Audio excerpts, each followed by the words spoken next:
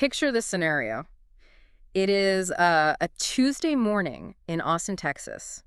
A commuter climbs into the driver's seat of their car, merges onto a chaotic multi-lane highway, and takes their hands completely off the steering wheel. Just totally let's go. Right, completely hands-free. And they let the vehicle weave through morning rush hour traffic, navigate complex intersections, and pull right up to their office building. And it is entirely legal. Completely within the bounds of the law there. Exactly. But on that exact same Tuesday, a commuter in Tokyo, Japan, gets into the exact same model of car. I mean, it has the exact same cameras, the exact same sensors. Yeah, the identical lines of code sitting on its internal computer. Right. But if that driver in Tokyo takes their hands off the wheel for more than a few seconds while navigating a city street, they are breaking the law. We are talking about identical hardware and identical software, yet they exist in two completely different legal and operational realities. It creates a fascinating paradox, you know. We're so conditioned to view technological progress as this universal solvent. Right. We just assume that if an engineering team in California or Shenzhen solves a physics problem or, writes a brilliant algorithmic code, that solution will simply cascade across the globe. Like it's just going to magically update everywhere at once. Exactly. But technology does not exist in a vacuum. The moment a piece of code leaves the laboratory, it collides with the invisible operating systems that actually govern human beings. I mean, the deeply entrenched legal frameworks, the cultural expectations of safety, and this historical baggage that stretches back centuries. I am so glad we are tackling this today because this deep dive is exploring exactly that kind of collision using a very specific, very modern bottleneck. We're looking at the massive, frustrating delay of Tesla's full self-driving, or FSD, in Japan. It's such a perfect case study for this. It really is. But I really want to stress something for you listening to this right now. This is not just a conversation about cars or batteries or Elon Musk. We are using a stalled software update as a magnifying glass. We are going to start with the literal regulatory hurdles on the ground in Tokyo, and we are going to trace those hurdles all the way back to the ancient architecture of human civilization. Yeah, we are looking at the fundamental psychological mindsets that dictate what you and I are actually allowed to invent. So to map out this journey that spans from modern artificial intelligence to ancient imperial history, we are relying on a highly specific stack of sources today.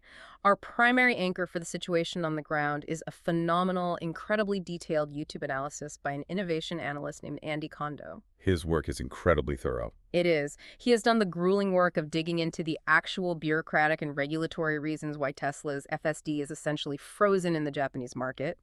We are using his boots-on-the-ground research as the foundational what of this situation. And to understand the why behind Kondo's findings, we are bringing in our second major source. We are pairing that YouTube analysis with a collection of sociological and historical essays by the author Xiaoyang Lin. Which are just mind-blowing, by the way. They really are. Lin's work takes a scalpel to human societies and divides them into two fundamental categories, what he calls civilization communities and power communities. We are going to take Tesla's self-driving technology and drop it right into the middle of Lin's theories. Yes, and our mission is to see how this technology exposes the profound clash between what is known as continental law and oceanic law. And we will explore the idea that one of these systems is inherently artificial and suffocates science, while the other, operating on the spirit of what is not expressly forbidden is permitted, supercharges it. But before we cross that bridge into the sociological theory, we need to establish a very clear ground rule for the listener. Xiaoyang Lin's essays contain highly provocative structural critiques of various political and cultural histories. He frequently compares Eastern and Western legal and societal frameworks, and he does not pull his punches when describing what he sees as systemic behavioral flaws. Right, he's very direct. Extremely. So we want to be absolutely clear that in this deep dive, we are imparting Lin's philosophical concepts exactly as they appear in the source material. We are not endorsing a political stance, taking sides, or casting judgment on any specific nation. We are simply taking his fascinating framework and using it as an analytical lens to decode the mechanics of how different societies react to the exact same piece of disruptive technology. Okay, let's unpack this. Let's start with the hard data from Andy Kondo's YouTube analysis. According to his research, the delay of FSD in Japan is not just a minor inconvenience. I mean, it is a massive financial and emotional frustration for a very specific group of consumers. It's a huge deal for them. Yeah. If you purchase a Tesla in Japan right now, you have the option at checkout to add the full self-driving software package, and it is an 870,000 yen option. Oh, wow. For context, that is a massive premium for a feature that is currently locked behind a digital wall. It's the equivalent of buying a state-of-the-art home theater system, installing it in your living room, and then being told by the city council that you are legally forbidden from plugging it into the wall socket until further notice. You own the hardware, but the utility is just zero. And Condo's data points out that roughly 12% of all Teslas currently driving on Japanese roads have already paid for this. The owners handed over the 870,000 yen, and they are just driving around waiting for an over-the-air update to magically activate their investment. It's waiting. Yeah. Now, the CEO of Tesla Japan has been trying to manage expectations, stating publicly that they are aiming to roll this out by 2026. But Kondo breaks down the regulatory timeline and makes a definitive claim. He says 2026 is impossible.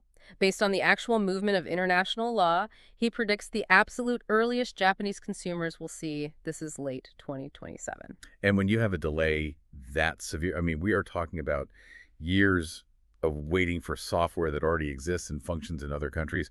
Human nature immediately starts looking for a villain. People want a conspiracy to explain the gridlock. Well, let me play that role for a second, because my immediate instinct when I hear this is protectionism. It feels incredibly deliberate. We are talking about Japan, a country whose post-war economic miracle was heavily driven by its automotive industry. You have global titans like Toyota, Honda, and Nissan.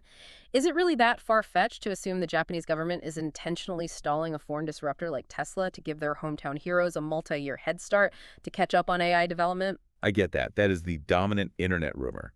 But Kondo's research completely dismantles it. If you look at the actual regulatory treatment of domestic companies, the protectionism argument just falls apart. Oh, really? How so? Well, consider Nissan.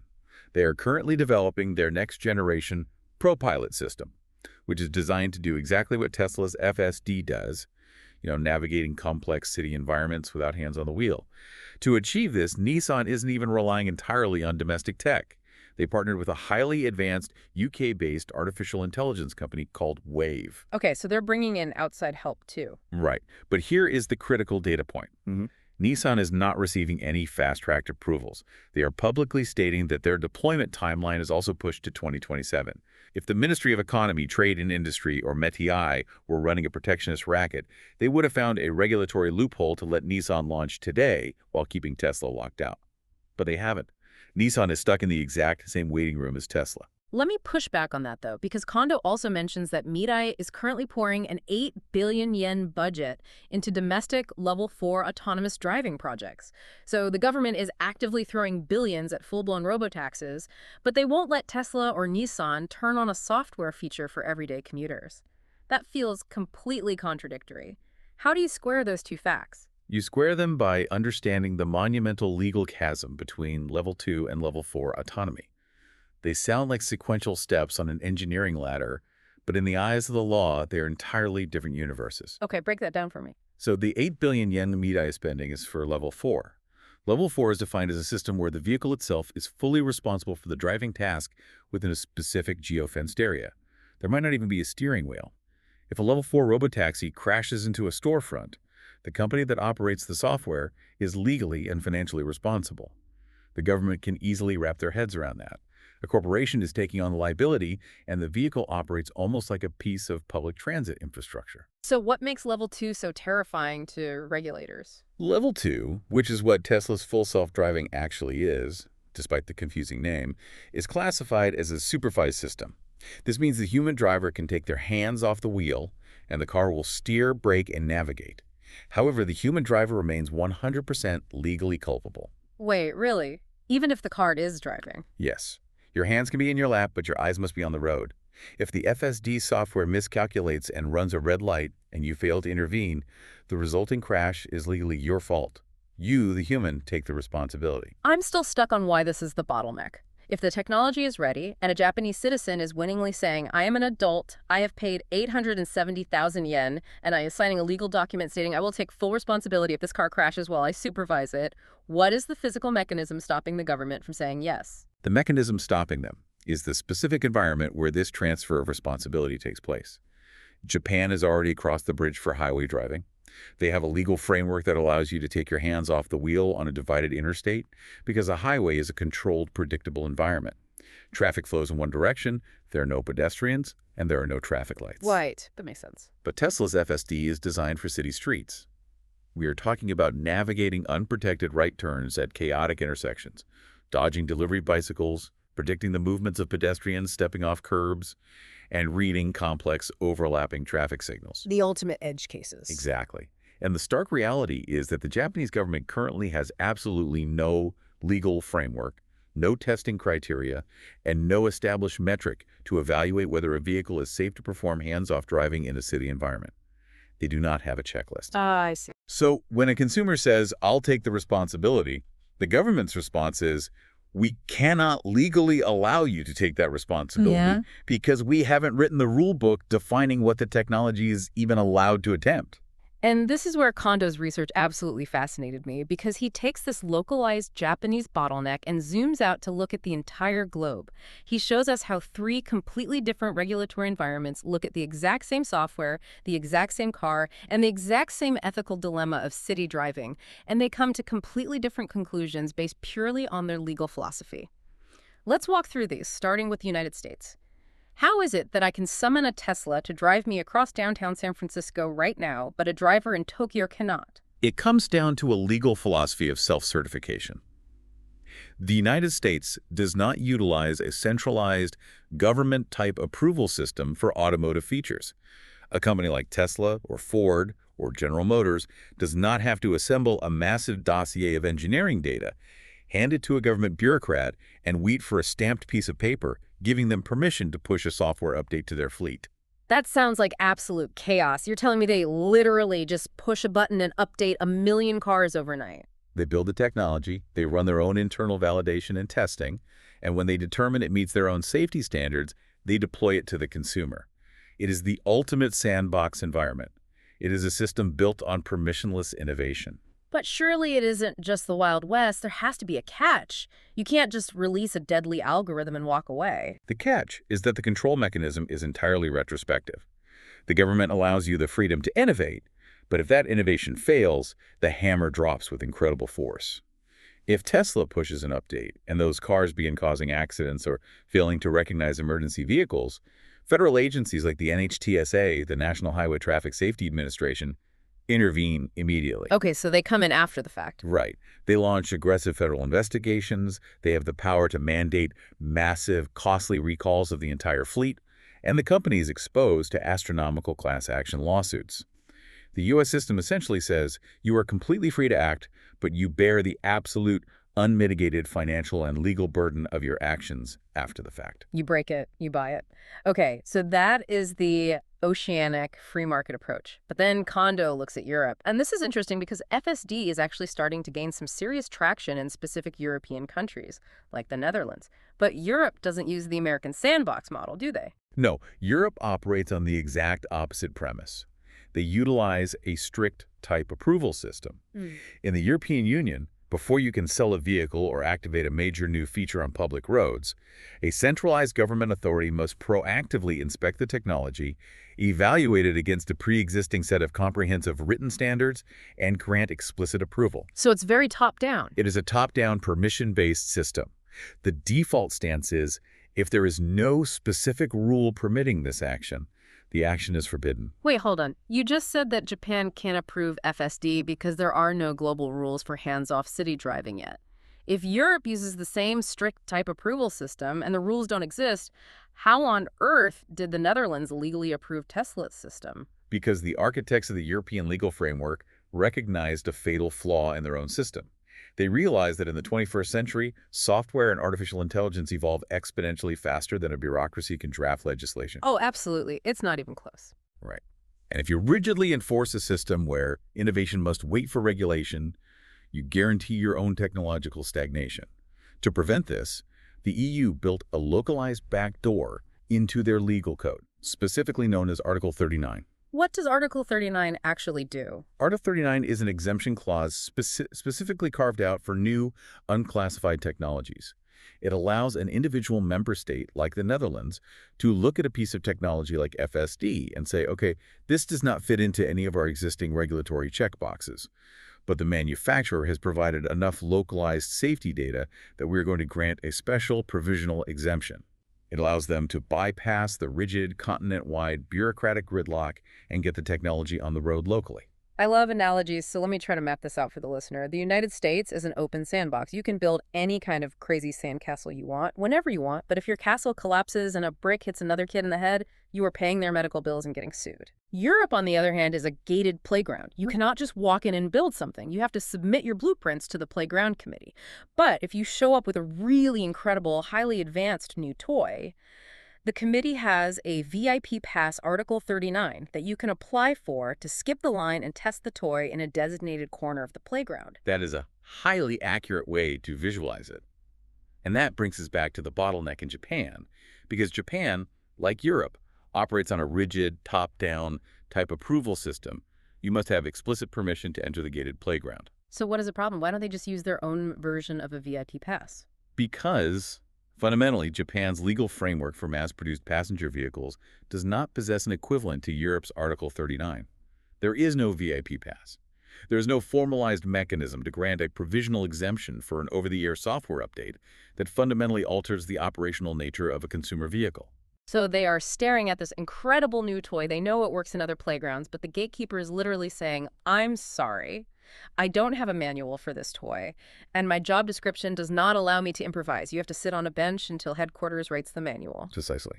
And in the context of automotive regulations, headquarters is the United Nations. Yeah. Specifically, a massive, incredibly complex bureaucratic entity known as the WP29 Working Party. This is the World Forum for Harmonization of Vehicle Regulations. Japan has essentially outsourced the creation of these new technological standards to the UN.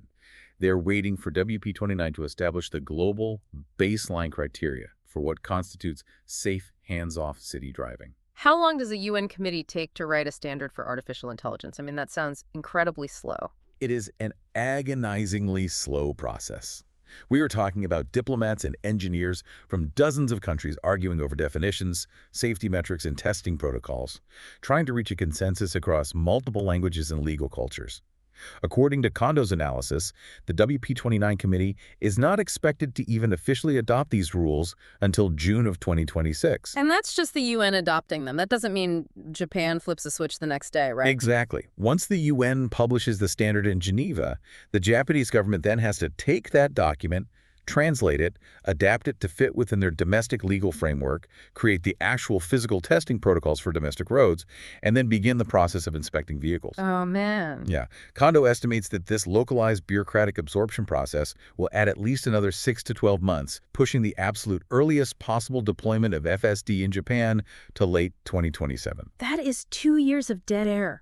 What does a company like Tesla do during that time? They are a software company at heart, you know? They iterate by the week. They can't just park their engineers for 2 years. And they aren't. What's fascinating here is the technical ingenuity of the situation. Kondo points out that Tesla is hyper-aware of the 2027 timeline. They know that the moment the ink dries on that Japanese regulation, they need to be the first in line with a system that is flawless. So right now, today, they are actively hiring test drivers to navigate the streets of Yokohama and Osaka. Wait, if it's illegal to use the software, how are they testing it on public roads? They are utilizing something called shadow mode. This is a fascinating mechanism. The human test driver sits in the car, holds the steering wheel, and drives normally. They stop at red lights, they dodge bicycles, they make unprotected turns, they are in full control. But the entire time, the FSD computer is running silently in the background. It is taking in all the camera data, and the neural network is constantly predicting what it would do in that exact millisecond. Oh, I see. It's comparing the AI's hypothetical decision against the human's actual physical action. Yes. If the AI calculates, it should turn left at a 30-degree angle. But the human turns at a 40-degree angle to avoid a pothole. The AI didn't prioritize. The system logs that discrepancy as a critical error. It sends that specific packet of data back to the supercomputers, and the neural net adjusts. Tesla is effectively running millions of silent simulated miles through Japanese cities right now. That's brilliant. It is. They are teaching the AI to read unique Japanese road signs, understand the specific cadence of Tokyo traffic lights, and navigate impossibly narrow residential streets, all without ever taking control of the vehicle. By the time the government finally writes the rulebook in 2027, Tesla's system will have already driven those streets virtually for years. That is an incredible engineering workaround. But stepping back from the code and the cameras, I mean, we have to ask the bigger question. Why did human society organize itself this way? Why is the United States so culturally comfortable operating as a high-risk, high-reward sandbox, while Japan and Europe feel this overwhelming, almost existential need to rely on rigid, slow-moving, top-down rulebooks? It is the exact same hardware, the exact same AI, but the philosophical reception is alien. This brings us perfectly to the second half of our source material. We need to introduce Xiang Lin's historical essays because he argues that this regulatory nightmare is not just a bureaucratic quirk. Far from it. Lin's work provides a macroscopic view of human development. He argues that these regulatory bottlenecks are the visible symptoms of profoundly different human operating systems. To understand why a car can't drive itself in Tokyo, we have to look at the genesis of two entirely divergent legal philosophies. We're talking about continental law and oceanic law. Let's break these down, starting with oceanic law, which Lin seems to heavily associate with the United States and the United Kingdom. What is the fundamental architecture of oceanic law? Oceanic law, which is synonymous with common law, has its roots in the United Kingdom and naturally spread to its maritime colonies. As the name suggests, Lin points out that this legal framework was forged by societies engaged in global trade, maritime commerce, and exploration. Imagine a society based on ships leaving port for months at a time, captains making complex deals with strangers in foreign lands, and merchants navigating entirely unpredictable situations. You can't just call headquarters. Right. You cannot write a centralized instruction manual for that reality. The variables are infinite. Therefore, oceanic law developed as an incredibly flexible, bottom-up system. So it responds to reality on the ground rather than trying to predict it ahead of time. Exactly. It relies heavily on judicial precedent. When a dispute arises, the judge does not look for a perfectly matched rule in a giant book. The judge looks at how previous courts handled similar, messy human conflicts and adapts that reasoning to the new situation. The law evolves organically, case by case, mistake by mistake. Okay, contrast that with continental law. Where does this system come from and how does it function? Continental law, or civil law, traces its lineage back to the Roman Empire. It is a system built by land-based empires seeking to administer vast territories from a single, centralized seat of power. This philosophy heavily influenced France, Germany, and, critically for our discussion, Japan. When Japan underwent the Meiji Restoration and modernized its legal system, it heavily adopted a Germanic, continental legal code. And how does an empire write its laws? Because it sounds very distant from a bunch of merchants making deals on ships. It's completely different. It's from the top down. A continental system attempts to be comprehensive. The legislature, the sovereign authority, attempts to sit in a room and write down every single rule, every single permitted action, and every single parameter of human behavior in a massive codified text. They try to anticipate the future. The role of the judge in this system is not to interpret precedent or adapt to nuance. Their job is simply to read the code and apply the pre-written rule to the citizen. So oceanic law is like a blank canvas where you draw until someone tells you to stop, and continental law is a highly detailed paint-by-numbers book. But Lin goes much deeper than just how the laws are written. He talks about the spirit behind these laws. Yeah. What does he mean by that? This is perhaps the most crucial insight in Lin's essays. He categorizes the spirit of oceanic law as an embodiment of natural rights, or what he abbreviates as R power, meaning rights power. The animating fundamental spirit of the oceanic legal framework can be distilled into one profound sentence. What is not expressly forbidden is permitted. What is not expressly forbidden is permitted. Let's just sit with that for a second. It implies that freedom is the natural default state of a human being. You are born with intrinsic rights. You do not need the government's permission to invent something, to trade something, or to try a new idea. You are free to act in any way you choose, unless society has come together and specifically written a law restricting that one specific action because it causes demonstrable harm. And the spirit of continental law. Continental law embodies what Lin calls public power, or P-power. And the spirit of continental law is the exact inverse. Rights are granted by the authority. If there is no rule permitting it, you cannot do it. If there is no rule, you cannot do it. Wow. Yes. In this framework, the default state of the citizen is restriction. Freedom is not a natural birthright. Freedom is a specific privilege doled out by the sovereign or the state. The code dictates what you are allowed to do. Here's where it gets really interesting. This is the exact answer to our Tesla paradox. This connects the dots perfectly for the listener. This is exactly why a software update works in Austin but is illegal in Tokyo. FSD is a revolutionary, unprecedented technology. By definition, there is no historical rule for it. Exactly. Under the oceanic law mindset of the US, the logic is simple. We haven't explicitly banned AI from steering a car yet. Therefore, what is not expressly forbidden is permitted. Go test it. But under the continental law mindset of Japan, the logic dictates there is no explicit rule in our manual that says you can take your hands off the wheel in a city. Since we haven't written the rule permitting it, it is fundamentally forbidden. You have isolated the exact friction point. And Lin takes this a step further, arguing that continental law is inherently artificial. It is a construct designed by humans trying to control other humans. It is not based on natural laws or the messy reality of organic growth. Because of this artificiality, continental law inherently hinders scientific and technological development. Why? Just because it's slow. Because the pace of human innovation, especially in the era of artificial intelligence and digital networks, will perpetually outpace the ability of a bureaucracy to write new codes. If your society dictates that an inventor must wait for the government to write a law permitting an invention before they can test it, your society will stagnate. The bureaucracy cannot write a rule for something they do not yet understand. Oceanic law accelerates technology because it provides a massive open arena for trial and error. You build the tech, you test it, and the law only steps in later to clean up the edges. Okay, I have to stop you there. This paints a very rosy picture of oceanic law, almost framing it as a technological utopia. But total freedom usually leads to total chaos. If anyone can just release beta testing algorithms on public roads, people are going to get hurt. There has to be a counterbalance to this permissionless philosophy. And that brings us to the absolutely vital caveat in Lin's text. He is very clear about this. Oceanic law only functions, it only prevents societal collapse, if it is paired with a ruthless, crystal-clear attribution of responsibility. Unfettered freedom absolutely demands total accountability. You break it, you buy it, but on a civilizational scale. Precisely.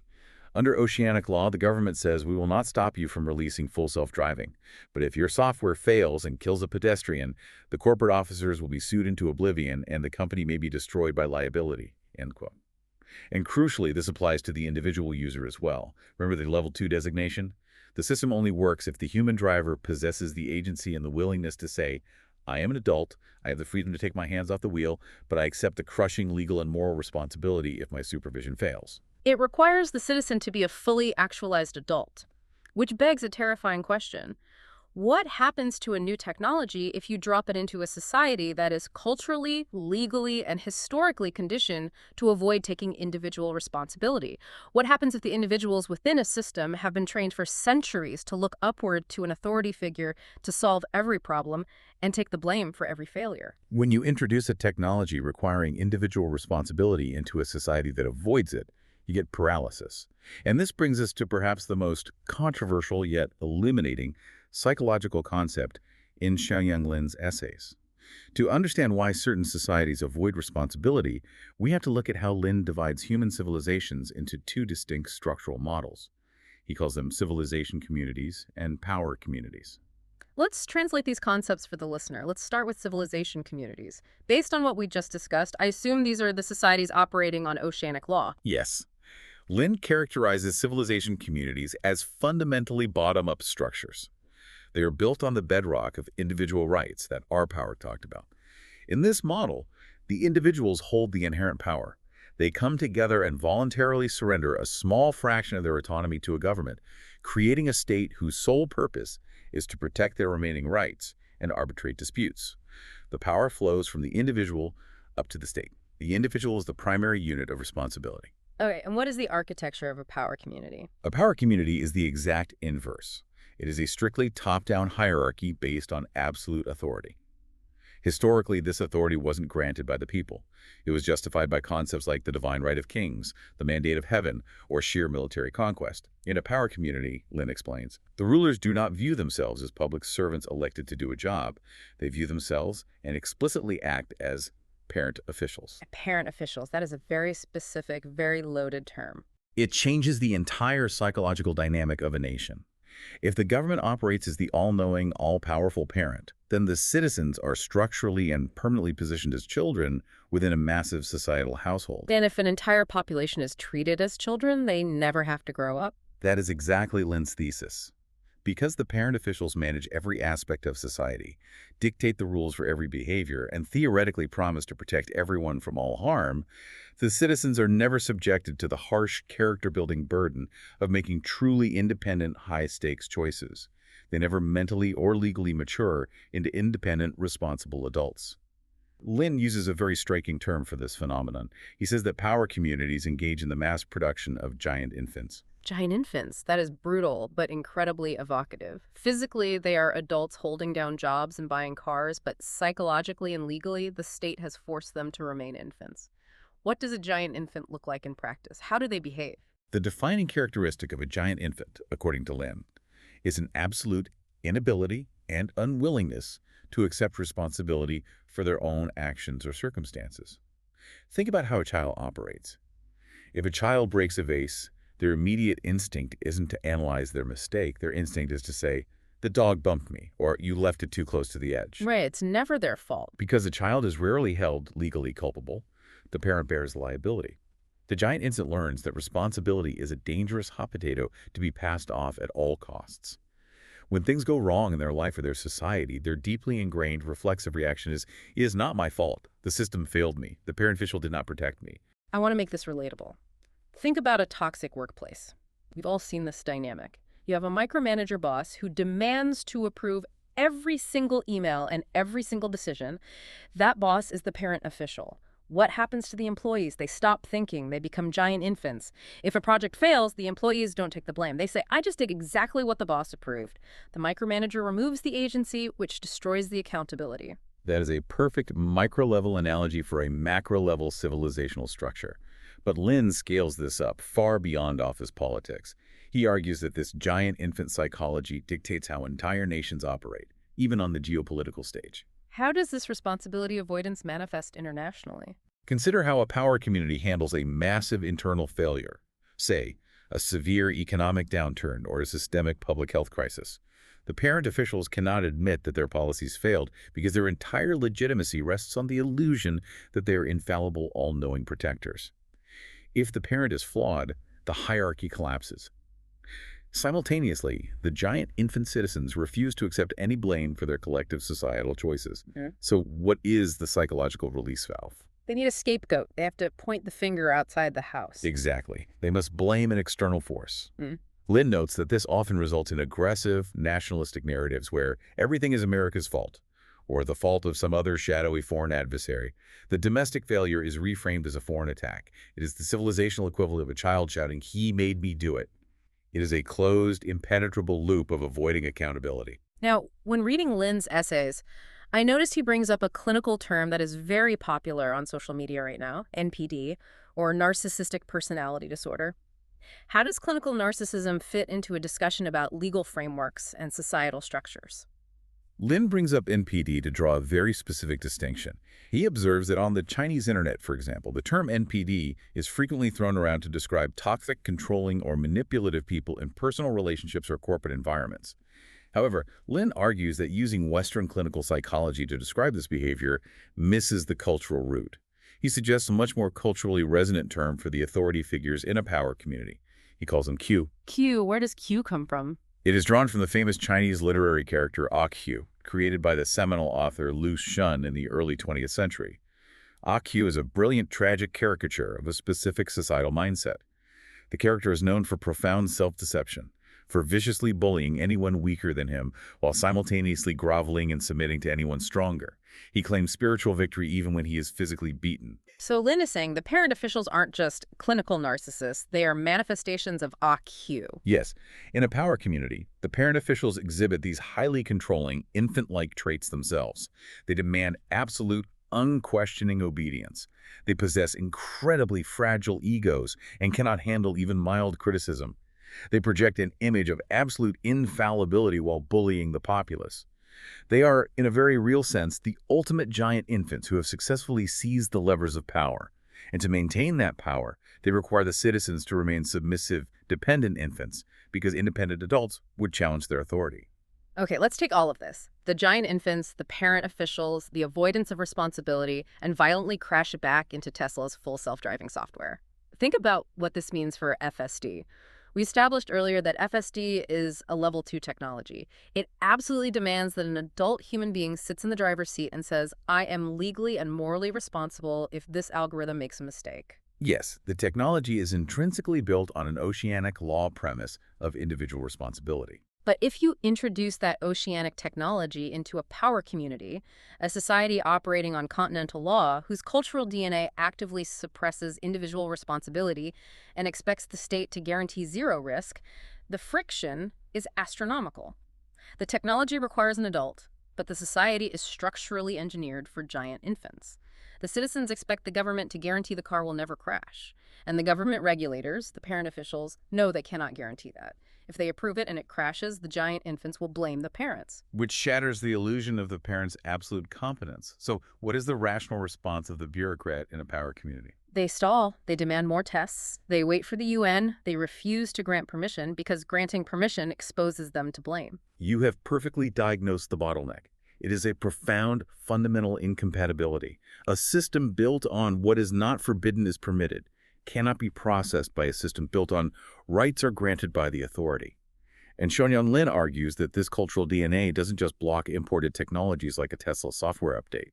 It fundamentally strangles a society's ability to generate its own domestic innovation from scratch. I want to explore that because Lin asks a massive historical question in his essays. He looks at ancient societies with a heavy focus on China and asks a very uncomfortable question. These empires had incredible engineering. They invented gunpowder, the compass, the printing press. They had brilliant craftsmen. But they completely failed to birth modern theoretical science. They never developed the scientific method. Why did the engineering never evolve into theoretical science? Lin proposes a fascinating and somewhat chilling historical theory to explain this. He argues that theoretical science requires a society that allows the questioning of fundamental mechanisms. But in a power community, to maintain absolute unquestioned control, the rulers must project an illusion of eternal, unchanging order. They need the population to believe that the social hierarchy, the emperor at the top, the peasants at the bottom, is as natural, permanent, and unalterable as the mountains or the rivers. How do you enforce that belief? By teaching that the universe itself is static. In these ancient frameworks, the sun rising, the seasons changing, the dynasties cycling, these were presented as eternal, endless loops with no beginning and no end. They just were. And how does that kill the scientific method? Because if you convince a population that reality is just an eternal, unchangeable loop dictated by heaven, you destroy the psychological impulse to ask the word why. The scientific method is entirely predicated on falsifiability, the idea that you can propose a hypothesis and try to prove it wrong. If a citizen starts asking why the sun rises, or how a magnetic field moves a compass needle, or where human beings came from, they're engaging in a process of dismantling the established narrative. They are looking for underlying mechanisms. And if a citizen realizes they can question the mechanics of the physical universe, it is only a matter of time before they apply that exact same logic to the political universe. They will start asking why the emperor gets to rule. Wow. So by enforcing a worldview of eternal order, the parent officials preemptively eliminated the intellectual space for scientific inquiry. To ask why does the apple fall became not just a waste of time, but logically illegitimate and potentially treasonous. Exactly. Think about Karl Popper's concept of falsifiability. Science requires you to admit you might be wrong. A parent official whose power rests on a divine mandate can never, ever admit they are wrong. Therefore, true science is toxic to a power community. It's like a parent telling a kid, because I said so. It's the ultimate conversation killer. It kills the why.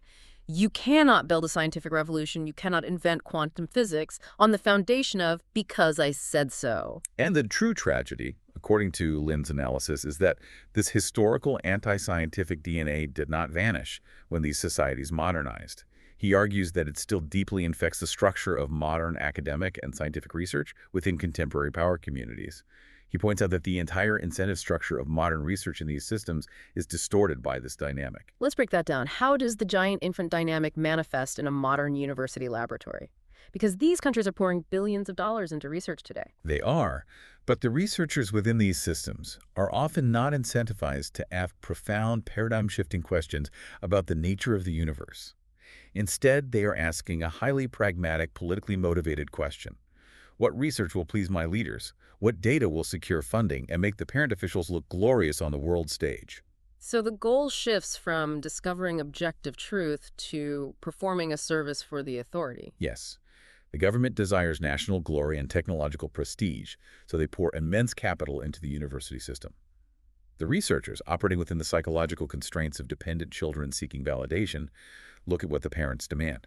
However, the government bureaucrats managing the money do not understand the deep, messy nuance of true scientific discovery. They cannot evaluate the math, so they rely on simplistic external metrics. They declare, publishing papers in top-tier Western international journals like Cell, Nature, and Science, often referred to as the CNS journals, is the objective measure of our national genius. Therefore, publishing in CNS becomes the sole overarching goal of the entire academic apparatus. And when a metric becomes a target, it ceases to be a good metric. The entire scientific endeavor is alienated from the pursuit of truth and weaponized into a performance to secure funding. Exactly. And when performance and appearance are structurally valued more than objective truth, you breed massive, systemic corruption. In his essays, Lin highlights a specific, highly publicized scandal to illustrate this, the Dr. Gang controversy. Walk us through the mechanics of that. What actually happened in the Dr. Gang case? It was an exposure of a massive, incredibly sophisticated fabrication ring within the academic system. This wasn't just one researcher fudging a data point. This was a systemic infrastructure where researchers were churning out massive amounts of fabricated papers, but more insidiously, they created vast citation rings. How does a citation ring work?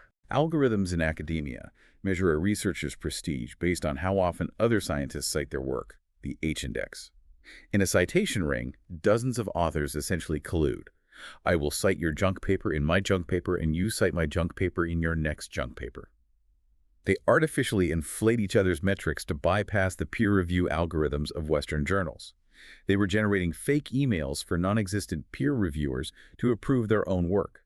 The Dr. Gang controversy revealed that the system was fundamentally built on faking results to please the bureaucratic authority figures, hit the mandated quotas, and gain financial status, completely divorced from any actual scientific discovery. That is staggering. The state demands the appearance of innovation, so the giant infants manufacture the appearance to avoid punishment, which connects perfectly to another huge concept Lin discusses regarding modern economies. He calls it Shanzai culture. Yes.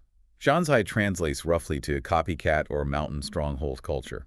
If you have a society of giant infants who lack the independent thought, the risk tolerance, and the culturally permitted questioning spirit required to truly invent something unprecedented from scratch, but they simultaneously possess a fierce desire for economic success, vanity, and the approval of the parent officials, what is the logical outcome? They become the greatest imitators on Earth. They look over the shoulder of the kid sitting next to them who actually did the homework, and they just copy the answers. Precisely. Yeah. They create a Shanzai culture. They become masters of reverse engineering. They take an existing iPhone or an existing electric vehicle motor, they strip it down, understand how it was built, and then manufacture it cheaper and faster. They exploit loopholes in international patent law. They focus all their genius on manufacturing efficiency and rapid iteration of existing ideas rather than risking the failure of original breakthroughs. Lin views Shanzai not just as economic theft, but as a highly rational psychological response to an environment where true bottom-up innovation is culturally suffocated, but economic performance is ruthlessly demanded by the state.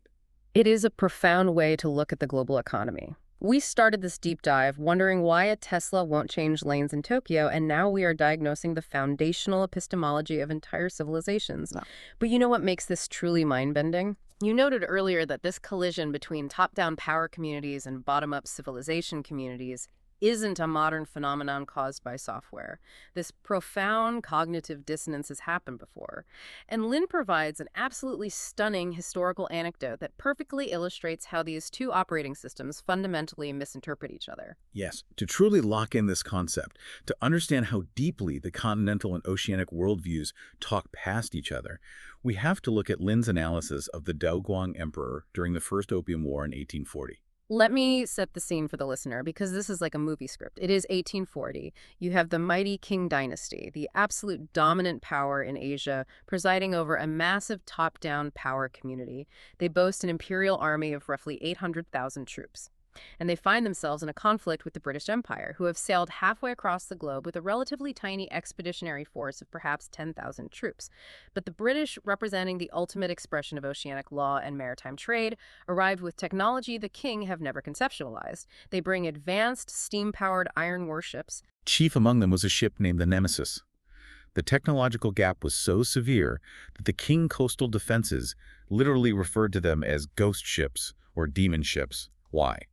Because a steamship does not require wind. The King watched these massive iron vessels navigate upriver against the wind and against the current, entirely defying the established physics of maritime movement. It would be like us watching a UFO ignore gravity today. Exactly. The technological superiority is insurmountable. The British absolutely decimate the Qing coastal forts. They shut down the Grand Canal, choking the economic lifeblood of the empire, and force the Daoguang Emperor to sign the Treaty of Nanjing.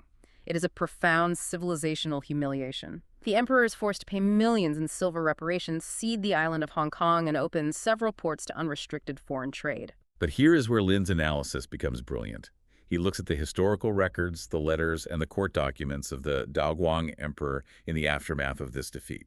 And what Lin discovers is that the emperor's true anxiety, his sleepless nights, were not primarily about the loss of silver or even the loss of the ports. The emperor was experiencing a profound existential confusion. What was confusing him? He lost a war. The terms were clear. He was looking at the aftermath, analyzing the British actions, and asking himself one desperate question. Why didn't the British take the throne? Wait, really? Oh, because in a power community, the only point of going to war is regime change. If you raise an army, defeat the existing emperor, and hold the capital hostage, you do it so you can take the big chair and start a new dynasty. Power is a zero-sum game of absolute territorial control. Exactly. To the Daoguang Emperor, ultimate power meant sitting on the throne in Beijing and demanding absolute obedience from the population. That was the only paradigm of reality he understood. But the British were operating on the principles of oceanic law and commercial imperialism. They had absolutely no desire to take on the massive, expensive logistical nightmare of governing hundreds of millions of people in a vast foreign land. They didn't want the throne. What did they want? They wanted free trade. They wanted access to ports. They wanted legally binding commercial contracts enforced by oceanic legal principles. They wanted the freedom to extract wealth through business, not taxation. But the Daoguang Emperor literally could not comprehend a worldview where ultimate power wasn't about physical, top-down territorial control. He read the British actions and assumed there must be some massive, deeply hidden conspiracy. He thought they were playing a trick, because their actions did not fit into the only operating system his mind could process. Oh my God, the parallel is perfect. So when a Silicon Valley company like Tesla brings a permissionless, AI-driven technology like FSD to Japan, or when Western tech companies clash with Eastern regulatory frameworks over data privacy or AI deployment, it is a modern reincarnation of the Daoguang Emperor's confusion. Oh. That's the core of it. They are fundamentally speaking two different languages. One speaks innovation and market permission. The other speaks top-down control and explicit authorization. That is the ultimate takeaway of this deep dive. The delay of full self-driving in Japan is not just a disagreement over how to read a traffic light. It is a symptom of a profound societal incompatibility. A top-down power community struggles fundamentally to process a technology that requires an individual citizen to act like an adult, to say, I have the inherent freedom to use this tool and I bear the individual burden if it fails. The software requires oceanic freedom, but the society enforces continental restriction. This has been an absolute journey. Let's synthesize this for everyone listening. We started this hour wondering why a highly anticipated, highly expensive Tesla software feature is delayed in Japan until at least 2027. We looked at the surface via Andy Kondo and discovered it's because of a strict type approval regulatory system waiting on UN bureaucrats to write a manual. Which is slow enough on its own. Right. But by digging deeper into the philosophy of Xiaoyang Lin, we found that this regulatory bottleneck is rooted in continental law, which is itself a manifestation of power community thinking. It is a top-down architecture that struggles to process bottom-up, permissionless innovation and relies on citizens waiting for instructions rather than taking individual responsibility. Mm. FSD isn't just waiting for code, it's waiting for a society to change its mind about what it means to be free. It truly reveals how deeply our modern legal codes are intertwined with our ancient cultural psychology. The invisible operating systems govern the visible technology. It really does. And before we wrap, I want to turn this outward to you, the listener. Because this isn't just about geopolitics, it scales all the way down to your daily life. Look at your own workplace, your own family dynamic, or your own local government. Are you operating under the spirit of oceanic law? Do you feel empowered to innovate, to try new things, to build your own sandbox castle with the understanding that you are brave enough to take responsibility if it collapses? Or are you trapped in a continental law mindset? Are you acting like a giant infant, waiting for a parent official, your boss, the HR department, the city council, to write a specific rule giving you permission before you make a move? And to build on that personal reflection, I want to leave you with one final forward-looking question to mull over as the technology continues to accelerate. Throughout this deep dive, we have focused on level 2 autonomy, where the human must ultimately take responsibility. But as artificial intelligence inevitably crosses the threshold into level 4 and eventually level 5 autonomy, where the machine itself, the algorithm, becomes the sole legal driver of the vehicle, how will these deeply entrenched power communities react? That's a scary thought. If an autonomous AI makes a fatal mistake, the giant infant citizen cannot blame themselves, and the parent official government will vehemently refuse to accept the blame because it shatters their illusion of perfect control. When the technology removes human liability entirely, will this profound legal and cultural incompatibility force a global rewriting of what it means to hold an entity responsible? Or will it result in an absolute, impenetrable technological schism between the oceanic and continental worlds? That is a brilliant and heavy thought to end on, because when the deeply flawed, blame-shifting waters of human psychology finally meet the cold, binary code of a fully autonomous AI, we're going to find out exactly what our laws are really made of. Thank you for joining us on this deep dive into the hidden codes that run our world. Keep questioning the rules, and we will see you next time.